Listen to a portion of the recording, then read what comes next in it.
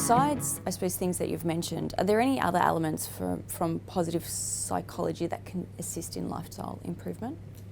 There's two that come to mind for me readily, I think, and one of them is relationships. And the experts in the field declare that relationships is an absolute pillar of well-being, that someone who has somebody that they can ring at 3 a.m. in the morning to tell them their problems is likely to live longer than someone who doesn't. And we understand from the research that social support groups work incredibly well for people going through trauma, and those people that are in a social support group have a much better and quicker chances of recovery. So relationships, very critical. Apart from the fact that they say, you know, a problem shared is a problem halved, it can also be practical advice like taking somebody to the doctor or just giving them information. So it's impossible to overstate the importance of relationships in our lives. And if you look at the extreme now, loneliness is becoming what some people consider to be a public health problem. So I think in the UK now there's a Minister for Loneliness trying to deal with specifically with this issue. So very high up there is connectedness. The second point I'd say is meaning in life, finding a purpose.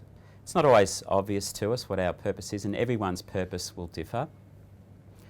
But it's a great driver in our motivation and in what we do. And you know, for people that don't really think they've got one, which you can find yourself at times of your life, just do something simple. Start volunteering or try a kindness act.